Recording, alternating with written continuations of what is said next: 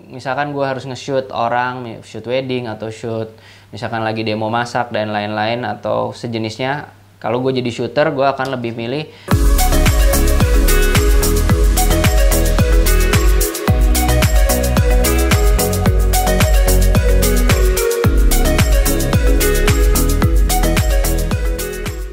ya. Halo semuanya, balik lagi sama gue Ogi. Nah, di depan gue ini sudah ada dua kamera. Yang satu A7 III atau A7 Mark III. Yang satu lagi adalah A7C yang kayaknya belum lama launching ya. Nah, ini gue dapat pinjeman. Dan karena kebetulan dapat pinjeman, oke, gue coba untuk kasih sedikit informasi atau review sotoy ala gue. Perbandingan antara A7 III dengan A7C. Dan ini bakalan singkat aja karena gue sendiri bukan orang yang yang mungkin reviewer gadget banget, jadi kayak ya udah sebisa gue aja gue akan nge-review ini. Oke, secara fisik untuk A7C dan A7 III udah pasti berbeda banget, bisa dilihat fisiknya.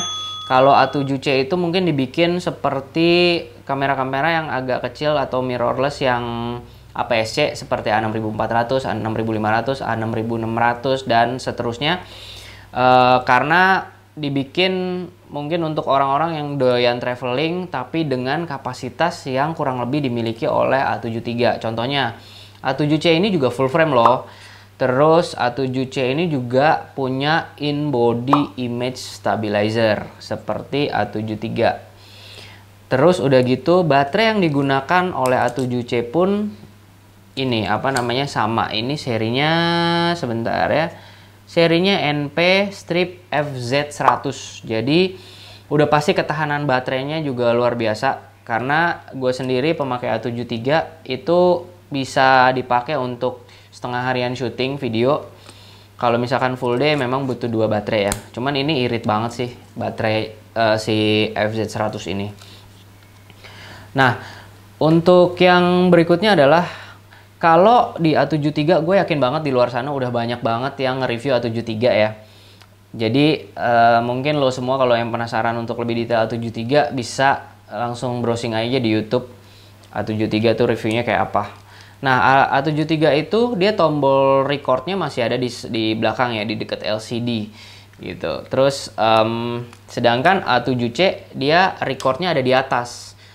Nah, yang gue suka sebenarnya dari A7C ini adalah karena tombol recordnya di atas. So, kalau kita pegang begini, itu kita tinggal pencet di sini aja. Di atas, dari atas. Sedangkan kalau A7 III, karena tombolnya di sini, itu setiap kali mau record ya di sini. Jempol juga bisa ngeraih, sedangkan A7C bisa pakai telunjuk. Jadi sebenarnya dua penempatan tombol record ini, kalau menurut gue, itu sudah sangat jauh banget lebih proper dibandingin yang seri-seri sebelumnya kayak A72, terus A6300, A6000 itu tombol recordnya masih ada di pojokan sini nih.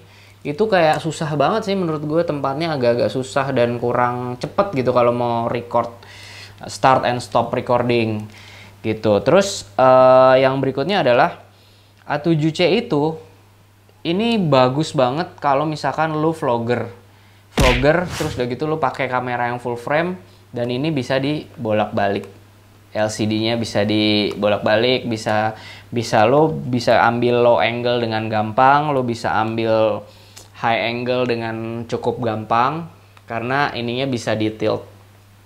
Nah, terus kalau misalkan lo vlogging juga lo tinggal kayak ngadepin ke depan, itu udah enak. Dan ini udah full frame ya, sekali lagi ini udah full frame, jadi kayak lo pakai lensa 2.8 atau lensa yang, kalau lensa kit aja, lensa kitnya dia itu kalau nggak salah ukurannya 2560 ya, 2860 itu, wah buat ngevlog sih enak banget karena udah wide banget ya. Lensa kitnya lagi gue pakai buat shoot sekarang. Ya itu sih yang gue suka dari A7C sebenarnya, full frame. Tapi ini ada tapinya ya. Kalau misalkan disuruh pilih untuk produksian, untuk misalkan gue harus nge-shoot orang, shoot wedding atau shoot misalkan lagi demo masak dan lain-lain atau sejenisnya, Kalau gue jadi shooter, gue akan lebih milih A73. Karena apa? Mungkin karena emang gue udah cukup lama megang A73.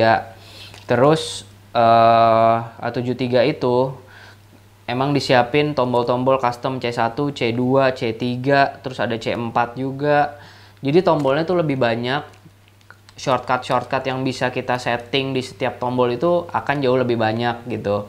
Jadi memudahkan gue lah, misalkan C3 gue setting buat ngerubah FPS, terus C2 buat kayak magnifying, buat focusing, C1 mungkin untuk milih fokus mau center fokus atau wide focus dan lain-lain. Sedangkan kalau C4 itu bisa disetting yang lain-lain lagi. Nah, sedangkan kalau di A7C, itu A7C itu function atau custom buttonnya itu kayaknya nggak banyak ya. Kayak cuman di sini C. Terus mungkin kita bisa maksimalin di function atau FN ini gitu. Nah, sisanya yang lain itu fiturnya kurang lebih sama dengan A7 Mark III atau A73. Kayak slow-mo-nya atau SNQ ya disebutnya kalau di sini. Dan lain-lain, 4K-nya, settingan buat kualitas kameranya juga semuanya pokoknya itu kurang lebih sama gitu. Hanya di customnya aja sih. Tapi itu kalau gue lihat dari sisi produksi. Tapi kalau gue ngelihat dari sisi gue traveler, gue juga vlogger, itu gue pasti akan pilih A7C. Karena apa? Ini keuntungannya, flip screen-nya. Itu aja sih yang apa ya, yang gue rasa sangat-sangat menarik dari A7C ini selain full frame-nya.